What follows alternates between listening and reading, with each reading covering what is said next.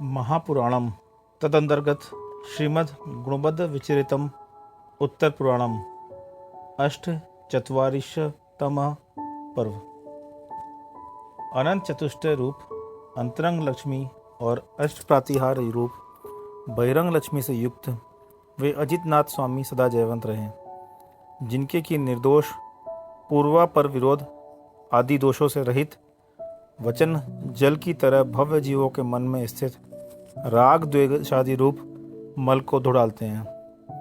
मैं उन अजितनाथ स्वामी के उस पुराण को कहूँगा जिसके कि सुनने से भव्य जीवों को बाधाहीन महाअभ्युदय से युक्त मोक्ष लक्ष्मी रूप लक्ष्मी का समागम प्राप्त हो जाता है।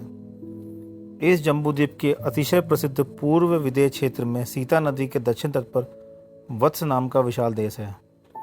उसमें अपने वैभव से आश्चर्य उत्पन्न करने वाला सुसीमा नाम का नगर है। किसी समय इस सुसीमा नगर का राजा विमल वाहन था, जो बड़ा ही प्रभावशाली था। संसार में यह न्याय प्रसिद्ध है कि गुणों की चाह रखने वाले मनुष्य गुणों की खोज करते हैं, परंतु इस राजा में यह आश्चर्य की बात थी कि स्नेह से भरे हुए सभी गुण अपने आप में आप ही आकर रहने लगे थे। वह राजा उत्साह शक्ति, मंत्र शक्ति और फल शक्ति, इन तीनों शक्तियों से तथा उत्साह सिद्धि, मंत्र सिद्धि और फल सिद्धि, इन तीन सिद्धियों से सहित था। आलस्य से रहित था और अपनी संतान के समान न्यायपूर्वक प्रजा का पालन करता था। धर्म से पुण्य होता है, पुण्य से अर्थ की प्राप्ति होती है और अर्थ से काम अभिलषित भोगों की प्राप्ति होती है। पुण्य के बिना अर्थ और काम नहीं मिलते हैं। यही सोच के वह राजा जैन धर्म के द्वारा सच्चा धर्मात्मा हो गया था। किसी समय उस राजा के अनंतानुबंधी अप्रत्याखाना वर्ण और प्रत्याखाना वर्ण कषाय का उदय दूर होकर सिर्फ संज्वलन कषाय का उदय रह गया, और उसी समय उसे आत्मज्ञान अथवा रत्नत्रय की प्राप्ति हुई और वह संसार से विरक्त हो गया और मनी मन एकांत में इस प्रकार विचार करने लगा। इस जीव का शरीर में जो निवास हो रहा है वह आयु कर्म से ही होता है। मैं यद्यपि शरीर में स्थित हूँ तो भी काल की परिमित घड़ियों में धारण किया हुआ मेरा आयु रूपी जल शीघ्र ही गलता जाता है, उत्तरोत्तर कम होता जाता है। इसलिए मेरा वह आयु रूपी जल जब तक समाप्त नहीं होता तब तक मैं स्वर्ग और मोक्ष के मार्ग भुक्त जैन धर्म में उत्साह के साथ प्रवृत्ति करूँगा। इस प्रकार आशा रूपी पाश को छेद कर वह राजा लाज लक्ष्मी से निष्प्रय हो गया तथा स्वाधीन होने पर भी अनेक राजाओं के साथ दीक्षा रूपी लक्ष्मी के द्वारा अपने अधीन कर लिया, अर्थात अनेक राजाओं के साथ उसने दीन दीक्षा धारण कर ली। जिसने बहुत समय तक तीव्र तपस्या की है, जिसे 11 अंगों का स्पष्ट ज्ञान हो गया है, जिसकी आत्मा पुण्य के प्रकाश से जगमगा रही है और जो दर्शन विशुद्धि आदि 16 भावनाओं के चिंतन में निरंतर तत्पर रहता है, ऐसे इस विमल वाहन ने तीर्थंकर नाम कर्म का बंध किया। इंद्रियों पर विजय प्राप्त करने वाला वह विमल वाहन आयु के अंत में के समय पंच परमेष्टियों के चित्त में चित्त स्थिर कर समाधि मरण कर 33 सागर की आयु का धारक हो विजय नामक अनुत्तर विमान में पहुंचा। वहां वह द्रव्य और भाव दोनों ही शुक्लेशाओं से सहित था तथा समचतुरस संस्थान से युक्त तथा एक हाथ ऊंचे एवं प्रशस्त रूप रस गंध वर्ण रस गंध स्पर्श से संपन्न शुभ शरीर से लेकर उत्पन्न हुआ। 16 महीने और 15 दिन बाद उच्छ्वास लेता था। 33,000 वर्ष बाद मानसिक आहार ग्रहण करता था। उसने अपने अवधि ज्ञान के द्वारा लोक नाड़ी को व्याप्त कर रखा था, अर्थात लोक नाड़ी पर्यंत के रूपी पदार्थों की वह अपने अवधि ज्ञान से देख लेता था। उसमें लोक नाड़ी को उखाड़ कर दूसरी जगह रखने की शक्ति थी। वह उतने ही क्षेत्र में अपनी शरीर की विक्रिया भी कर सकता था और सुख स्वरूप पंचेंद्रियों के द्वारा प्रविचार जन्य सुख से अनंत गुना अधिक अविचार सुख का उपभोग करता था। उस महाभाग के स्वर्ग से पृथ्वी पर अवतार लेने के 6 में पूर्व से ही प्रतिदिन तीर्थंकर नामक पुण्य प्रकृति के प्रभाव से जम्बूद्वीप के भरत क्षेत्र के अधिपति इक्ष्वाकु वंशीय काश्यप गोत्री राजा जितशत्रु के घर में इंद्र की आज्ञा से कुबेर ने 3.5 करोड़ रत्नों की वर्षा की। तदनंतर जेठ महीने की अमावस के दिन, जबकि रोहिणी नक्षत्र का कला मात्र से अवशिष्ट चंद्रमा के साथ संयोग था, तब ब्रह्ममुहूर्त के पहले महारानी विजय सेठा ने 16 स्वप्न देखे। उस समय उनके नेत्र बाकी बची हुई अल्प निद्रा से कलुषित हो रहे थे। 16 स्वप्न देखने के बाद उन्होंने देखा कि हमारे मुख कमल में एक मदोन्मत्त हाथी प्रवेश कर रहा है। जब प्रातःकाल हुआ तो महारानी ने जितशत्रु महाराज के सपनों का फल पूछा और देशावधि ज्ञान रूपी नेत्र को धारण करने वाले महाराज जितशत्रु ने उसका फल बताया कि तुम्हारे स्फटिक के समान निर्मल गर्भ में विजय विमान से तीर्थंकर पुत्र अवतीर्ण हुआ है। वह पुत्र निर्मल तथा पूर्व से साथ आने वाले मति शुद्ध अवधि ज्ञान रूपी 3 नेत्रों से दीप्यमान है। जिस प्रकार नीति महान अभ्युदय को जन्म देती है, उसी प्रकार महारानी विजय सेना ने माघ मास के शुक्ल पक्ष की 10वीं तिथि के दिन प्रजेश योग में प्रजापति तीर्थंकर भगवान को जन्म दिया। भगवान आदिनाथ के मोक्ष चले जाने के बाद जब 50 लाख करोड़ सागर वर्ष बीत चुके थे, तब द्वितीय तीर्थंकर का जन्म हुआ। इनकी आयु भी इसी अंतराल में सम्मिलित थी। जन्म होते ही सुंदर शरीर के धारक तीर्थंकर भगवान का देवों ने मेरु पर्वत पर जन्माभिषेक कल्याण किया और अजितनाथ नाम रखा। इन अजितनाथ की 72 लाख पूर्व की आयु थी और 450 धनुष शरीर की ऊंचाई थी। अजितनाथ स्वामी के शरीर का रंग सुवर्ण के समान पीला था। उन्होंने बाह्य और आभ्यंतर के समस्त शत्रुओं पर विजय प्राप्त कर ली थी।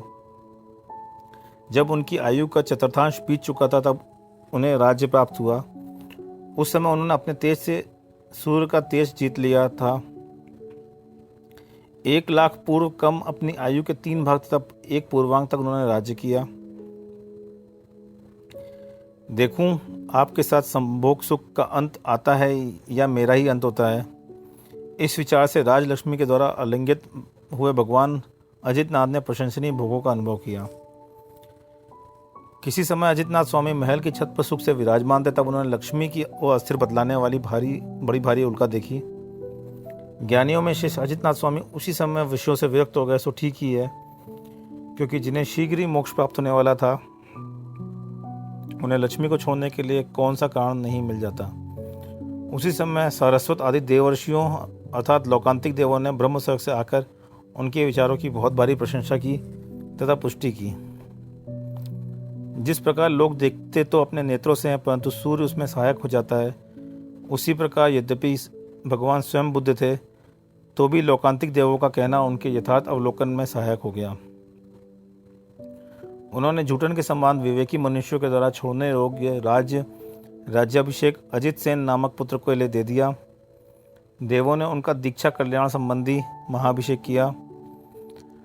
अनंतर वे सुप्रभा नाम की पालकी पर आरूढ़ होकर सहेतुक वन की ओर चले।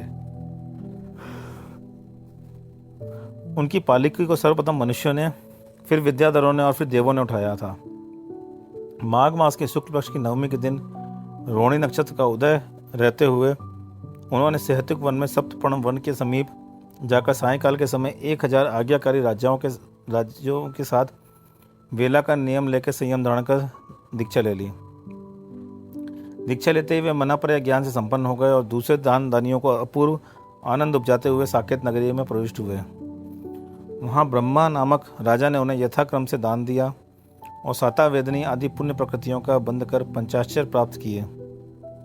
शुद्ध ज्ञान के धारक भगवान ने 12 वर्ष छद्मस्त अवस्था में बिताए। तदंतर पौष शुक्ल एकादशी के दिन शाम के समय रोहिणी नक्षत्र में आप्तपना प्राप्त किया था। लोकालोक भासी केवल ज्ञान को प्राप्त कर सर्वज्ञ हो गया।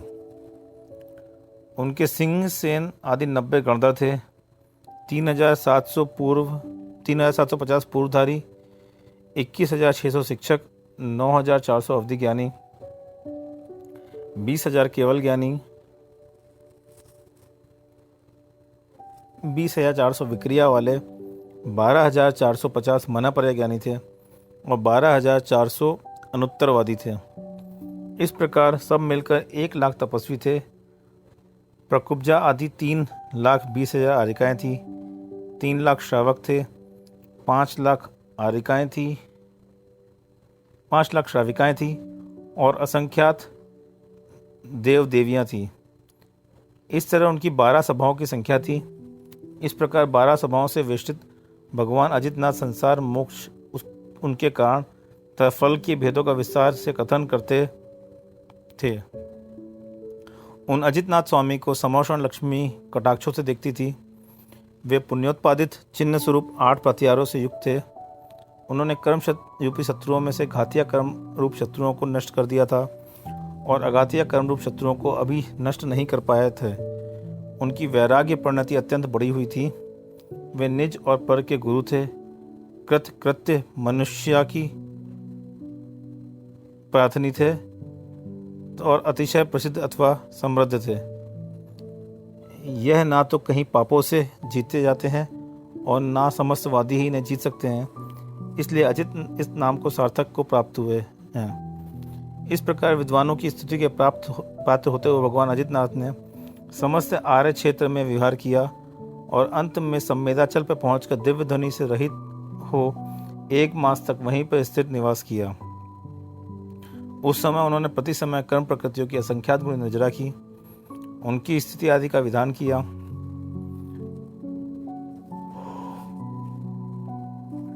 दंड प्रतर आदि लोक पुराण समुद्घात किया। सूक्ष्म क्रिया प्रतिपाती ध्यान के द्वारा योगों का वैभव नष्ट किया। औदारिक तेजस और कार्बन इन 3 शरीरों के संबंध को पृथक किया और सातिशय विशुद्धता को प्राप्त हो व्युपरत क्रिया निवर्ति नामक चतुर्थ शुक्ल ध्यान के आश्रय से अनंत ज्ञानादि के 8 गुणों को प्राप्त किया। इस प्रकार चैत्र शुक्ल पंचमी के दिन जब चंद्रमा रोहिणी नक्षत्र पर था, प्रातःकाल के समय प्रतिमा योग धारण करने वाले भगवान अजितनाथ ने मुक्तिपद प्राप्त किया। जो पहले विमल वाहन भव में युद्ध के समय दुर्जय रहे, फिर पाप नाशक तपश्चरण में उद्धत रहे, तदनंतर विजय विमान के सुख के भंडार स्वरूप देव शेष देव हुए, उन अजित जिनेन्द्र को हे भव्य जीवों नमस्कार करो। क्योंकि धर्म 16 भावनाओं से महापुण्य तीर्थंकर प्रकृति को उत्पन्न करता है। शेष ध्यान के प्रभाव से समस्त दुख कर्मों के समूह को नष्ट कर देता है। स्वयं निर्मल है, सुख की परंपरा को कराने वाला है और नित्य मोक्ष सुख को देता है। इसलिए शुद्ध तथा आतोप ज्ञान धर्म की हे विद्वजनों मद रहित होकर उपासना करो। जो तीर्थंकरों में द्वितीय होने पर भी शुद्ध के मार्ग को अद्वितीय है, अनुपम है, वे अजितनाथ भगवान कवि के को पुराण का विशाल मार्ग पूरा करने में सहायता प्रदान करें। सगर चक्रवर्ती का वर्णन। द्वितीय तीर्थंकर अजितनाथ के तीर्थ में सगर नाम का दूसरा चक्रवर्ती हुआ। हे बुद्धिमान श्रेणिक, तू अब उसका चरित्र सुन। इसी जम्बूद्वीप के पूर्व विदय में सीता नदी के दक्षिण तट पर वत्स कावती नाम का देश है। उसमें पृथ्वीनगर का अधिपति मनुष्य के द्वारा सेवनी जयसेन नाम का राजा था। उसकी स्त्री का नाम जयसेना था। उन दोनों के रतिशेन और धृतिशेन नाम के 2 पुत्र थे। वे भाग्यशाली दोनों पुत्र अपने तेज से सदा सूर्य और चंद्रमा को जीतते हुए शोभित होते थे। उनके माता पिता आकाश और पृथ्वी के समान उनसे कभी पृथक नहीं रहते थे, अर्थात स्नेह के कारण सदा अपने पास रखते थे। एक दिन किसी कारणवश रतिशेन की मृत्यु हो गई, सो ठीक ही है, क्योंकि मृत्यु का कारण क्या नहीं होता, अर्थात जब मरण का समय आता है तब सभी मृत्यु को कारण हो जाते हैं। रतिशेन की मृत्यु रूपी मेघ से निकले हुए शोक रूपी वज्र ने लता सहित कल्प वृक्ष के समान भार्या सहित राजा जयसेन को वधित कर दिया, दुखी किया। उस समय अवसर पाकर यमराज ने आगे आगे चलने वाली मूर्छा ने उन दोनों का आलिंगन किया, अर्थात वे दोनों मूर्छित हो गए। सो ठीक ही है, क्योंकि छिद्र प्राप्त करने वाले शत्रु अपकार किए बिना नहीं रहते। जब वैद्य जनों के श्रेष्ठ उपाय के द्वारा धीरे धीरे वे चैतन्य को प्राप्त हुए, तो बृहस्पति के समान श्रेष्ठ गुरु ने राजा जयसेन को बड़ी कठिनाई से समझाया। तदनंतर वह इस शरीर को दुख का घर मानकर उसका निग्रह करने के लिए आग्रह करने लगा और यमराज को मारने के लिए उद्यत हुआ, तो ठीक ही है, क्योंकि मनस्वी मनुष्यों के लिए यही योग्य है। वह प्राणों का अंत करने वाला इंद्रायणी प्राण है। अंत में जिनके ऐसे परिग्रहों को पुराने पत्तों के समान समझने लगा और राज्य के उपयोग में भाग्यशाली आर्य धृतिशेन नाम के पुत्र को नियुक्त कर अनेक राजाओं और महादूत नामक साले के साथ यशोधर गुरु के द्वारा बतलाए हुए शुद्ध मोक्ष मार्ग को प्राप्त हुआ दीक्षित हो गया। जयसेन मुनि ने आयु के अंत में संन्यास मरण किया, जिससे अंतिम अच्युत स्वर्ग में महाबल नाम के देव हुए। जयसेन का साला महारुद्र भी उसी स्वर्ग में मणिमेत केतु नामक देव हुआ। वहां उन दोनों का परस्पर प्रतिज्ञा हुई कि हम लोगों के बीच में जो पहले पृथ्वीलोक पर अवतीर्ण होगा, जन्म धारण करेगा, दूसरा देव उसे समझाने वाला होगा, संसार का स्वरूप समझाकर दीक्षा लेने की प्रेरणा करेगा। महाबल देव अच्युत स्वर्ग में 22 सागर पर्यंत देवों का सुख भोग कर कौशल देश के अयोध्या नगरी में इक्ष्वाकु वंशी राजा समुद्र विजय और रानी सुबाला के सगर नाम का पुत्र हुआ। उसकी आयु 70 लाख पूर्व वर्ष पूर्व की थी।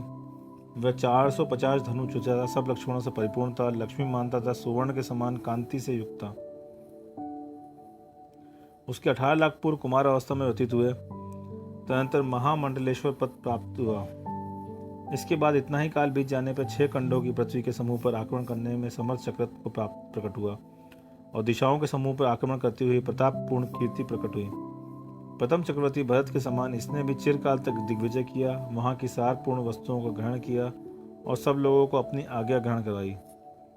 दिग्विजय से लौटकर वह साम्राज्य लक्ष्मी के गृह से अयोध्या नगरी में वापस आया और निर्विघ्न रूप से 10 प्रकार के भोगों का उपभोग करता हुआ सुख से रहने लगा। उस पुण्यवान के 60,000 पुत्र थे, जो ऐसे जान पड़ते मानो विधाता ने पुत्रों के आकार में उसके गुण ही प्रकट किए हो। किसी समय सिद्धि वन में श्री चतुर्मुख नाम के मुनिराज पधारे थे और उसी समय उन्हें समस्त पदार्थों को प्रकाशित करने वाला केवल ज्ञान उत्पन्न हुआ था। उनके कल्याणोत्सव में अन्य देवता इंद्रों के साथ मणिकेतु देव भी आया था। वहां आकर उसने जानना चाहा कि हमारा मित्र महाबल कहाँ उत्पन्न हुआ है। इच्छा होते ही उसने अवधि ज्ञान के प्रकाश से जान लिया कि वह बाकी बचे हुए पुण्य से सगर चक्रवर्ती हुआ है। ऐसा जानकर वह सगर चक्रवर्ती के पास पहुंचा, कहने लगा कि क्यों स्मरण है, हम दोनों अच्छे स्वर में कहा करते थे कि हम लोगों के बीच में जो पहले पृथ्वी पर अवतीर्ण होगा उसे यहाँ रहने वाला साथी समझाएगा।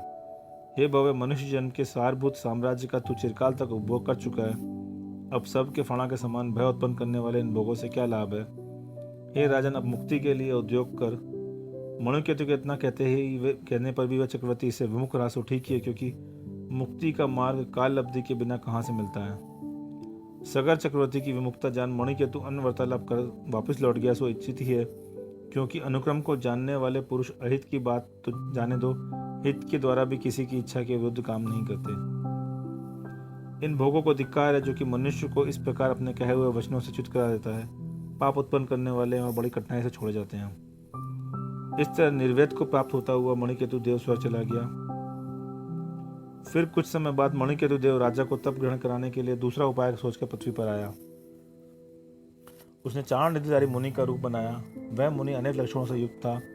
कांति से चंद्रमा को, प्रभा से सूर्य को और सुंदर शरीर से कामदेव को जीत रहा था।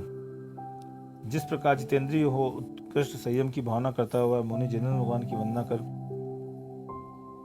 सगर चक्रवर्ती के चैत्यालय में जा ठहरा। उस चाण मुनि को देखकर चक्रवर्ती को बड़ा आश्चर्य हुआ। उसने पूछा कि आपने इस अवस्था में यह तप क्यों धारण किया। चाण मुनि ने झूठ मूठ कहा कि यह यौवन बुढ़ापा के द्वारा ग्रास है, दसने के योग्य है, आयु प्रतिशत कम हो रही है, यह शरीर चूंकि अपवित्र है, पापी है, दुर्धर है और दुखों का पात्र अथा छोड़ने के योग्य है।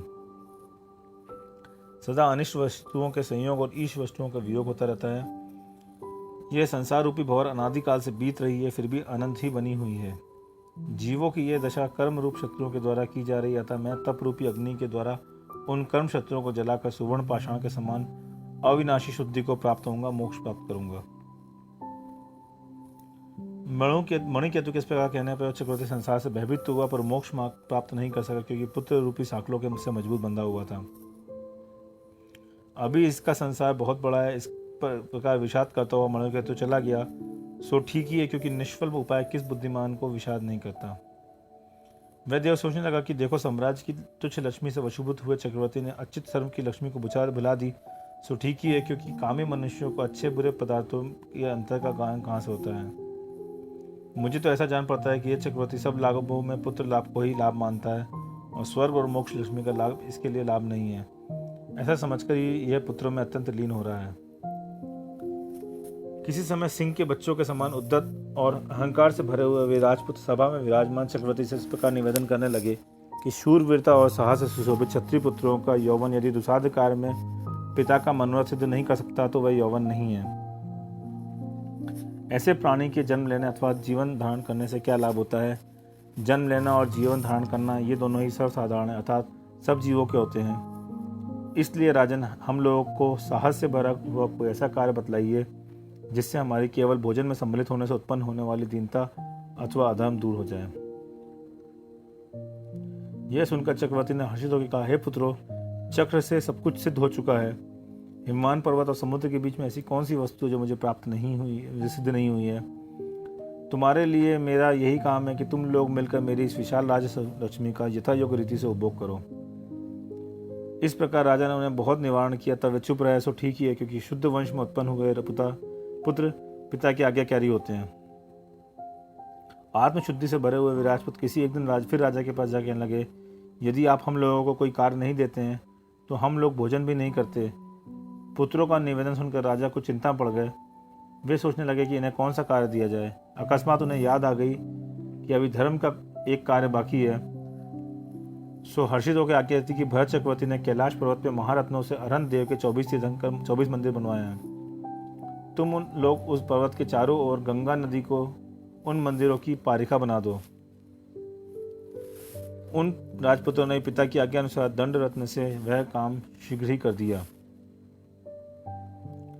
प्रेम और सजजना से प्रेरित हुए मणिकेतु देव फिर भी अपने मंत्रियों के साथ राजा सगर को समझाने के लिए योग्य उपाय इस प्रकार विचार करने लगे कि वचन 4 प्रकार के होते हैं। कुछ वचन तो हित और प्रिय दोनों ही होते हैं, और कुछ हित और अप्रिय होते हैं। कुछ प्रिय होकर अहित होते हैं, कुछ अहित होकर और तथा अप्रिय होते हैं। इन 4 वचनों में वचनों के अंत के 2 वचनों को छोड़कर शेष 2 प्रकार के वचनों से हित का उपदेश दिया जा सकता है। ऐसा निश्चय कर वह मणिकेतु एक दुष्ट नाग का रूप धरकर कैलाश पर्वत पर आया और अहंकारी राजकुमारों को भस्म की राशि के सम्मान कर चला गया। सो ठीक ही है, क्योंकि मंत्रीगण जब कुछ उपाय नहीं देखते तो हित होने पर भी अप्रिय वचनों का प्रयोग ही करते हैं। मंत्री ये जानते थे कि राजा का पुत्रों पर कितना स्नेह है, अतः पुत्रों का मरण जानकर भी वे राजा को यह समाचार सुनाने के लिए समर्थ नहीं हो सके। समाचार को सुनाता तो दूर रहा, किंतु उसे छुपाकर ही बैठ गए। तदंतर मणिकेतु ब्राह्मण का रूप रखकर चक्रवर्ती सागर के पास पहुंचा और बहुत भारी शोक से आक्रांत होकर निम्नांकित वचन कहने लगा, हे देव, जब आप पृथ्वी मंडल का पालन कर रहे हैं तब हम लोग ही यहाँ सब प्रकार कुशल हैं, किंतु आयु की अवधि दूर रहने पर भी यमराज ने मेरे पुत्र का हरण कर लिया। वह मेरा एक ही पुत्र था। यदि आप उसे आयु से युक्त अर्थात जीवित नहीं करते हैं तो आज मुझे भी आपके देखते देखते उस यमराज के द्वारा ले जाया जाए, वो समझे। क्योंकि अहंकारी लोग क्या नहीं करते, जो कच्चे फल खाने में तृष्ण वह भला पक्के फल क्यों छोड़ेगा। ब्राह्मण के वचन सुनकर राजा ने कहा, हे द्विजराज, क्या आप नहीं जानते कि यमराज सिद्ध भगवान के द्वारा ही निवारण किया जाता है, अन्य जीवों के द्वारा नहीं। यह बात तो आबाल गोपाल प्रसिद्ध है। इस संसार में कितने ही प्राणी ऐसे हैं जिनकी आयु बीच में ही छिद जाती है, और कितने ही ऐसे हैं जिनकी आयु का बंध करते हैं उतना जीवित रहते हैं, बीच में मरण नहीं होता। यह यमराज उन सब जीवों का संहार करता है, पर स्वयं संहार से रहित है। यदि तुम उस यमराज पर द्वेष रखते हो तो घर के भीतर व्यर्थ ही जीर्ण शीर्ण मत हो। मोक्ष प्राप्त करने के लिए शीघ्र दीक्षा धारण करो, शोक छोड़ो। राजा सगर जब यह कह चुके थे तो ब्राह्मण वीरजन मणिकेतु बोला, हे देव, यदि यह सच है कि यमराज से बढ़कर और कोई बलवान नहीं है तो मैं जो कहूँगा उससे आपको भयभीत नहीं होना चाहिए। आपके जो पुत्र कैलाश पर्वत पर खाई खोदने के लिए गए थे वे सब उस यमराज के द्वारा अपने पास बुला लिए गए हैं। इसलिए आपको अपने कहे अनुसार माँ के अनुसार दुष्ट यमराज पर बहुत बैर धारण करना चाहिए, अर्थात दीक्षा लेकर यमराज को जीतने का प्रयत्न करना चाहिए। ब्राह्मण के उस वचन रूपी वजह से जिसका हृदय विदीर्ण हो गया था, ऐसा राजा सकर क्षण भर में मरे हुए के समान निश्चित हो गया। चंदन और खस से मिले हुए जल से मित्रों के वचनों से तथा पंखों की कोमल वायु से जब वह सचेत हुआ तो इस प्रकार विचार करने लगा कि व्यर्थ ही खेत को बढ़ाने वाली यह लक्ष्मी माया मुझे प्राप्त न हो, मुझे इसकी आवश्यकता नहीं है। यह काम भयंकर है, यमराज नीच है, प्रेम का समागम नश्वर है, शरीर अपवित्र है, क्षय हो जाने वाला है और इसलिए सेवन करने योग्य नहीं है अथवा अकल्याणकारी है। यह यौवन इंद्रधनुष के समान नश्वर है। ऐसा जानते हुए तीर्थंकर भगवान वन में चले जाते हैं, पर मैं मूर्ख अब ही भी इन्हीं में मूढ़ हो रहा हूँ। ऐसा विचार कर राजा सगर ने भगली देश के राजा सिंह विक्रम की पुत्री विदर्भा के पुत्र भव्य भगीरथ के लिए राज्य सौंप दिया और आप द्रोणधर्मा केवली के समीप दीक्षा धारण कर तप रूपी राज्य में सुशोभित होने लगा। सो ठीक ही है, क्योंकि सज्जन पुरुष घर में तभी तक रहते हैं जब तक कोई विरक्त होने का कोई कारण दिखाई नहीं देता। इधर चक्रवर्ती ने दीक्षा ली, उधर वह मणिकेतु उन पुत्रों के पास पहुंचा और कहने लगा, किसी ने आपके मरण का यह अश्रवणीय समाचार राजा से कह दिया है, जिसे सुनकर वे शोकाग्नि से बहुत ही अधिक उद्दीपित हैं और भागीरथ के लिए राज देकर तप करने लगे हैं। मैं आपकी कुल परंपरा से आया ब्राह्मण हूँ, अतः शोक से यहाँ आप लोगों को खोजने के लिए आया हूँ। ऐसा कहकर उस देव ने मायामयी भस्म से अवगुष्ट राजकुमारों को सचेत कर दिया। सो ठीक ही है, क्योंकि मित्रों की माया भी हित करने वाली होती है। मणुकेतु के वचन सुन उन चरम शरीर राजकुमारों ने भी जिनेन्द्र भगवान का आश्रय तब धारण किया। सो ठीक है, क्योंकि जो उचित बात को जानते हैं उन्हें ऐसा करना ही योग्य है। जब भगीरथ ने यह समाचार सुना तब वह भी उन मुनियों के पास गया। वहां उसने उन सबको भक्ति से नमस्कार कर जिनेन्द्रोक्त धर्म का स्वरूप सुना तथा श्रावक के वध ग्रहण किए। अंत में मित्रवर्ण मणिकेतु ने उन सगर आदि मुनियों के समक्ष अपनी समस्त माया प्रकट कर दी और कहा, आप लोग क्षमा कीजिए, इसमें आपका अपराधी क्या है? यह तो आपने हमारा हित तथा प्रिय कार्य किया है। इस प्रकार के प्रसन्नता से भरे शब्दों द्वारा उन सब मुनियों ने मणिकेतु देव को सांत्वना दी। जिसका कार्य सिद्ध हो गया, ऐसा देव भी संतुष्ट होकर स्वर्ग चला गया। सो ठीक है, क्योंकि अन्य पुरुषों के सिद्ध कार्य करने से ही महापुरुषों को संतोष होता है। वे सभी विद्वान मुनि राज चिरकाल तक यथाविधि तपस्या कर सम्यत शैल पर पहुंचे और शुक्ल ज्ञान के द्वारा परम पद को प्राप्त हुए। उन सबका मोक्ष जाना सुनकर भागीरथ का मन निर्वेद से भर गया था। उसने वरदत्त के लिए अपनी राजधानी सौंप कैलाश पर्वत पर शिवगुप्त नामक महामुनि से दीक्षा ली तथा गंगा नदी के तट पर प्रतिमा योग धारण किया। इंद्र ने क्षीर सागर से जल से महामुनि भागीरथ के चरणों का अभिषेक किया। उसका प्रवाह गंगा जल में जाकर मिल गया। उसी समय गंगा नदी भी इस लोक में रूपता को प्राप्त हुई, अर्थात तीर्थ माने जाने लगी। भगीरथ गंगा नदी के तट पर कुछ उत्कृष्ट तप पर वहीं से निर्वाण लोक को प्राप्त हुआ। गौतम स्वामी राजा श्रेणी से कहते हैं, हे श्रेणिक, इस लोक तथा परलोक में मित्र के समान हित करने वाला दूसरा नहीं है। न मित्र से बढ़कर कोई भाई है। जो बात गुरु अथवा माता पिता से भी नहीं कही जाती, ऐसी गुप्त से गुप्त बात मित्र से कही जाती है। मित्र अपने प्राणों की परवाह नहीं करता हुआ कठिन से कठिन कार्य सिद्ध कर देता है। मणिकेतु ही इस विषय का स्पष्ट दृष्टांत है। इसलिए सबको ऐसा ही मित्र बनाना चाहिए। जो पहले शत्रुओं की सेना को जीतने वाला जैसे हुए, फिर अच्युत स्वर्ग में महाबल देव हुए, वहां से आकर शत्रुओं द्वारा अजय सागर चक्रवर्ती हुए और अंत में अपना चरम शरीर अंतिम देह नष्ट का शरीर प्रमाण आत्मा के धारक रह गए, ऐसे महाराज सगर सदा जयवंत रहे। इस प्रकार आश नाम से प्रसिद्ध भगवत गुणभद्राचार्य द्वारा प्रणीत त्रिपष्टि लक्षण महापुराण संग्रह में अजित नाथ तीर्थंकर तथा सगर चक्रवर्ती का वर्णन करने वाला 48वां पर्व समाप्त हुआ।